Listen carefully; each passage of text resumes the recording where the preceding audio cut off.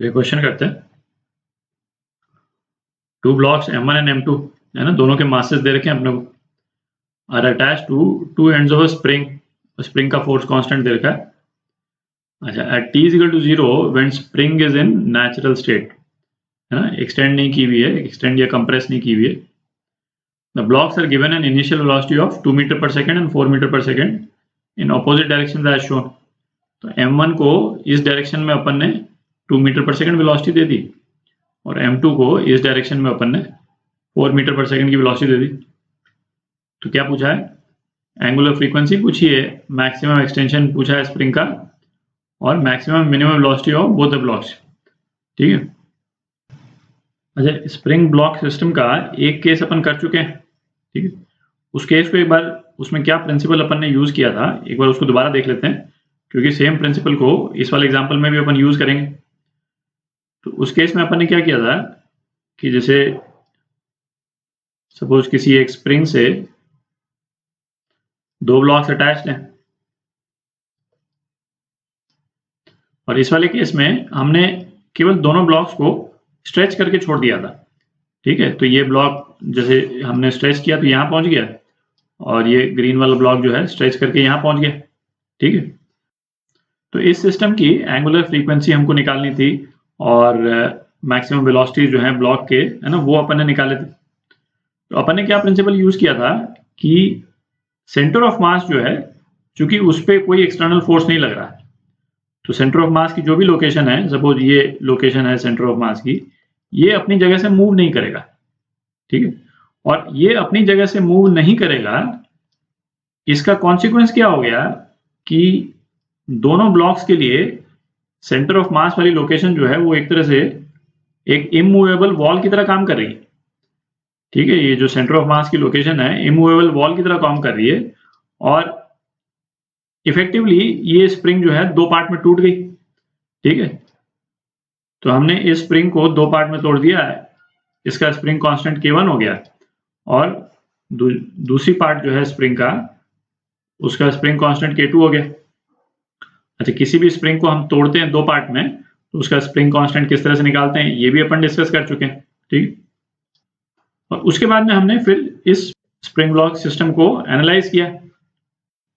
अच्छा, अब centre of मास को स्टेशनरी वॉल की तरह रूप में ट्रीट करने का हमको फायदा क्या हुआ कि दोनों ब्लॉक्स का मूवमेंट जो है हम इंडिपेंडेंटली जो है वो एनालाइज कर सकते थे, है ना, कि ये ब्लॉक जो है एक स्प्रिंग से यदि जुड़ा होता तो इसकी क्या फ्रीक्वेंसी होती, है ना, क्या इसकी वेलोसिटी होती वो, और इस वाले ब्लॉक की भी। ठीक है, तो हमारा एनालिसिस सिंपल हो गया। तो सेम लॉजिक हम इसमें यूज करेंगे, है ना। हम कोशिश करेंगे कि ये जो सिस्टम है ना, इस वाले केस में तो जैसे हमने वेलोसिटीज दे दी, इसमें तो केवल स्ट्रेच करके छोड़ दिया था, यहाँ पे हमने ब्लॉक्स को वेलोसिटीज दे दी।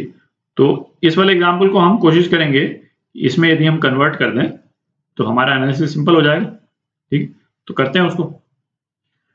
तो ऐसे करते हैं, ये जो M2 ब्लॉक है इसकी वेलोसिटी, इसको V2 बोल देते हैं, इसको V1 बोल देते हैं। तो इस केस में वेलोसिटी ऑफ सेंटर ऑफ मास निकालते हैं। ठीक है, वेलोसिटी ऑफ सेंटर ऑफ मास क्या हो जाएगा, M2V2 plus M1V1 upon M1 plus M2। ठीक, तो ये कितना हो गया, 2 × 4 माइनस M1 कितना है 1, और V1 जो है 2 है, अपॉन M1 प्लस M2 है ना 3। तो ये कितना हो गया, ये हो गया 2 मीटर पर सेकेंड। तो इस सिस्टम का जो सेंटर ऑफ मास है वो 2 मीटर पर सेकेंड की स्पीड से राइट डायरेक्शन में जा रहा है। इसका यदि सेंटर ऑफ मास बनाए, M2 हेवियर है, तो सेंटर ऑफ मास इसका यहाँ पे कहीं पे बन जाएगा। ठीक है, ये सेंटर ऑफ मास इस डायरेक्शन में VCOM के वेलोसिटी से मूव कर रहा है। ठीक है, अच्छा, अब यदि इस सेंटर ऑफ मास को हमको स्टेशनरी करना है, जैसे पिछले वाले एग्जांपल में सेंटर ऑफ मास तो मूव नहीं कर रहा था, तो उसका बेस्ट तरीका क्या है, हम centre of mass frame of reference में हम एनालाइज करें। तो centre of mass frame of reference में एनालाइज करने का क्या तरीका हुआ कि हम सेंटर ऑफ मास पे जाकर के बैठ जाएं। ठीक है, यदि हम बैठ जाएं सेंटर ऑफ मास पे, तो सेंटर ऑफ मास तो स्टेशनरी हो जाएगा। ठीक है, मतलब उसी तरह से जैसे सपोज कोई कार जा रही है, ठीक है, कार मूव कर रही है इस डायरेक्शन में, ठीक है। हमको कार की velocity as a stationary vehicle यदि देखना है तो कार के अंदर यदि हम जाकर के बैठ जाएं तो हमारे लिए तो कार स्टेशनरी हो गई, ठीक है। तो इस केस में हम सेंटर ऑफ मास पे जाके बैठ गए तो सेंटर ऑफ मास स्टेशनरी हो गया, ठीक है। अच्छा, अब सेंटर ऑफ मास से हमको क्या दिखाई देगा, इन दोनों ब्लॉक्स की वेलोसिटी क्या दिखाई देगी उसको देखते हैं। तो इन ब्लॉक्स की velocity as seen from centre of mass, तो इसको मैं लिख देता हूं V2 COM है, V2 as seen from centre of mass, ये क्या हो जाएगा, सेंटर ऑफ मास इटसेल्फ जो है वो मूव कर रहा है 2 मीटर पर सेकंड की स्पीड से, तो और हम इस पे जाकर के बैठ गए तो इस ब्लॉक की वेलोसिटी क्या नजर आएगी हमको, 4 - 2 मतलब 2 मीटर पर सेकेंड, और किस डायरेक्शन में नजर आएगी, इस डायरेक्शन में नजर आएगी, ठीक है। अच्छा, अब हम तो इस तरफ मूव कर रहे हैं सेंटर ऑफ मास के साथ में, और ये दूसरा V1 ब्लॉक जो है वो इस डायरेक्शन में मूव कर रहा है, अपोजिट डायरेक्शन में। तो इसकी वेलोसिटी V1 सेंटर ऑफ मास है ना, वेलोसिटी ऑफ पार्टिकल 1 या mass 1 as seen from centre of mass, ये क्या नजर आएगी, 2 + 2 4 मीटर पर सेकंड नजर आएगी, ठीक है। अब एक बार इसको विजुलाइज करते हैं कि ये जो सिस्टम है इसका मोशन हमको सेंटर ऑफ मास से कैसा नजर आएगा और ग्राउंड फ्रेम ऑफ रेफरेंस से कैसा नजर आएगा, ठीक है। तो centre of mass frame of reference से, सेंटर ऑफ मास तो इमूवेबल है, ठीक है।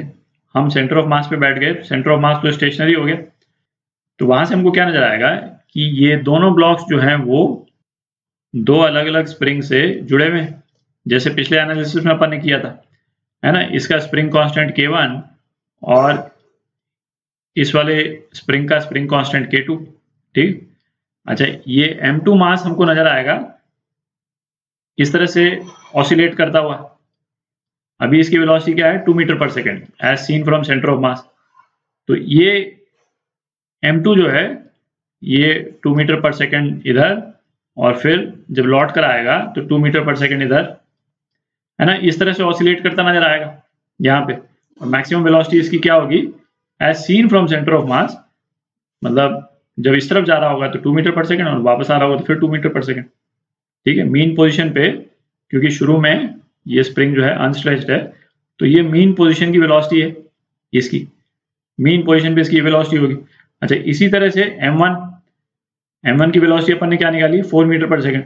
तो सेंटर ऑफ मास से क्या नजर आएगा अपने को, M1 जो है वो इसकी इस डायरेक्शन में वेलोसिटी 4 मीटर पर सेकेंड, लौट कर आएगा तो इस डायरेक्शन में वेलोसिटी 4 मीटर पर सेकेंड।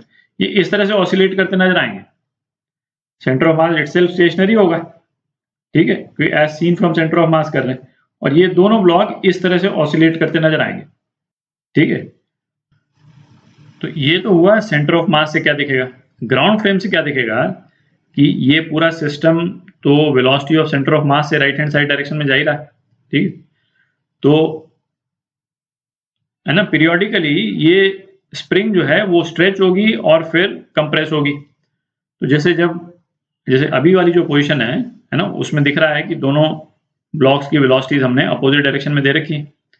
तो ये स्प्रिंग जो है वो स्ट्रेच मोड में है ना, अभी स्ट्रेच होगी, तो स्ट्रेच होगी तो है ना, ये M2 जब मैक्सिमम स्ट्रेचिंग होगी, M2 इधर आ गया और आपका M1 इधर आ गया, ठीक है। जब मैक्सिमम स्ट्रेचिंग हो गई तो K डेल्टा X जो है वो मैक्सिमम हो गया, ठीक है। तो इस पे रेस्टोरिंग फोर्स लगेगा, तो रेस्टोरिंग फोर्स लगेगा तो ये रेस्टोरिंग फोर्स दोनों ब्लॉक्स को पास में लेकर के आएगा, ठीक है। M2 इधर आ गया और M1 इधर आ गया, ठीक है। और ये स्प्रिंग जो है अब की बार कंप्रेस हो गई, ठीक है। तो अब फिर वापस इसमें फोर्स लगेगा K डेल्टा X, ठीक है, क्योंकि कंप्रेशन का भी एम्पलीट्यूड जो है उतना ही है, ठीक है। और इस तरह से जो है वो एक बार कंप्रेस होगी, एक बार एक्सटेंड होगी, जैसे पर continuously velocity of centre of मास जो है वो कांस्टेंट रहेगा 2 मीटर पर सेकंड, ये चेंज नहीं होगा। और ये चेंज क्यों नहीं होगा, क्योंकि एक्सटर्नल फोर्स 0 है, जो हो रहा है आपस में ही हो रहा है, ये तो इंटरनल फोर्स है स्प्रिंग का, दोनों ब्लॉक्स पे लग रहा है। तो ये जो स्प्रिंग है एक तरह से है ना, आप यदि उसको विजुलाइज करना हो तो आपने कभी कैटरपिलर देखा हो चलते हुए, है कि नहीं? तो कैटरपिलर कैसे चलता है ना? बीच में सिकुड़ता है, फिर उसके बाद में एक्सपैंड करता है। आप फोटो देखें यदि कैटरपिलर की तो कुछ इस टाइप की नजर आती है। तो दिख रहा है ना? ये कैटरपिलर इस तरह से चलता है कि ये बीच में कंप्रेस हुआ और फिर उसके बाद में है ना पूरा स्ट्रेच कर गया। तो ये जो है ये मतलब यही अपन ने जो दो पोजीशन जो अपन ने डिस्कस की है ना, ये मैक्सिमम स्प्रिंग के मैक्सिमम कंप्रेशन वाला पोजीशन है और ये मैक्सिमम एक्सपेंशन वाला पोजीशन। ठीक है, तो ये कैटरपिलर की तरह ये स्प्रिंग का मूवमेंट होगा। ठीक है, तो इस एग्जांपल में जो जो पूछा है ना वो निकालते हैं एक एक करके। तो इस स्प्रिंग का जो स्प्रिंग कांस्टेंट अपने को दे रखा है, कितना दे रखा है? 24 न्यूटन पर मीटर। तो सेंटर ऑफ मास की लोकेशन से ये जो दो अलग अलग स्प्रिंग जो बन जाती हैं है ना, इनका स्प्रिंग कांस्टेंट मैं सीधा ही लिख देता हूँ है ना। ये इसमें कैसे कैलकुलेट करते हैं ये अपन ने है ना पहले भी देखा हुआ है, और जो स्प्रिंग अपन ने दो ब्लॉक्स के साथ कंसिडर की थी वहां पे भी देखा था, तो उसको दोबारा से कैलकुलेट करने की जरूरत नहीं है ना। मैं सीधा रिजल्ट ही लिख रहा हूँ। K1 जो है वो क्या आ जाएगा? M1 जो है मास कम है तो K1 की वैल्यू कम होगी। K1 आ जाता है अपना 3/2 के, तो इस केस में कितना हो जाएगा? 3/2 इंटू 24 कितना हो गया? 36 न्यूटन पर मीटर। और K2 जो है वो कितना हो जाएगा? 3K। तो मतलब 24 इंटू 3, तो ये 72 न्यूटन पर मीटर हो गया। तो सपोज ब्लॉक M1 का मैक्सिमम एक्सटेंशन जो है वो A1 है और ब्लॉक M2 का मैक्सिमम एक्सटेंशन जो है वो A2 है। ठीक है, तो हाफ K1 A1 स्क्वायर ये कितने के बराबर हो जाएगा? Half M1 V1 square. तो ये V1 जो है वो V1 सेंटर ऑफ मास ले रहे हैं अपन। ठीक है, तो ये कितना हो गया? Half into 36 A1 square is equal to half M1 कितना है? 1 kg इंटू 4 स्क्वायर। तो A1 कितना आ गया? 2/3 मीटर्स। ठीक है, इसी तरह से अपन A2 निकाल सकते हैं। हाफ K2 कितना? 72 into A2 square is equal to half into 2 square. तो A2 कितना आ जाता है? तो A2 हो गया 1/3 मीटर। तो मैक्सिमम एक्सटेंशन ऑफ स्ट्रिंग जो है वो कितना हो गया? A1 प्लस A2, तो ये 1 मीटर हो गया। ठीक है, तो ये बी पार्ट का आंसर जो है 1 मीटर आ गया। अच्छा, ये अपन ने कैलकुलेट किया है centre of mass frame of reference से। अच्छा, तो जो डिस्टेंसेस जो हैं, जो एक्चुअल डिस्टेंसेस है ना, वो तो सेंटर ऑफ मास फ्रेम हो चाहे कोई सा भी फ्रेम हो उससे फर्क पड़ता नहीं है ना, डिस्टेंस तो सेम ही है। मूविंग और non moving frame of reference में तो केवल वेलोसिटी चेंज होती है ना, डिस्टेंस तो चेंज होता नहीं। तो मैक्सिमम एक्सटेंशन अपन ने सेंटर ऑफ मास फ्रेम में निकाला, ये ग्राउंड फ्रेम में भी सेम ही है। ठीक, तो ये मैक्सिमम एक्सटेंशन हो गया। अच्छा, अब एंगुलर फ्रीक्वेंसीज निकालते हैं। ω1 ये कितना है? K1 bye M1। तो K1 कितना है? 3 इंटू K1 अपन ने निकाला 36, सीधा यूज करें 36/1, ये हो गया 6 रेडियन पर सेकेंड। ω2, अच्छा ये भी सेम ही आना चाहिए।